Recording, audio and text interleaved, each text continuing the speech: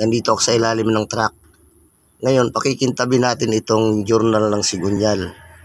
Pakikinisin natin yan at pakikintabin. So, ganito lang kasimple yan, guys.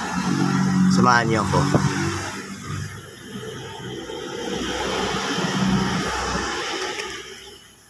Bali, gumamit ako ng number 1,000 na liha at saka flat na sintas ng sapatos. So, ganito lang gagawin natin yan. Iikutin lang natin yan ng pabalik-balik. Yan.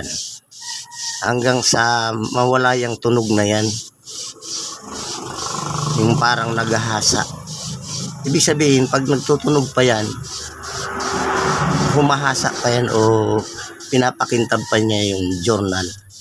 So malalaman natin yan kung halimbawa nawala ng tunog o madulas na yung liha.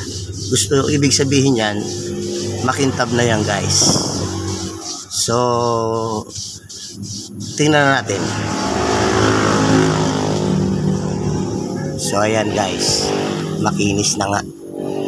So paulit-ulit po natin yang gagawin hanggang sa tuluyang kumintab. So yun lang, guys, and thanks for watching.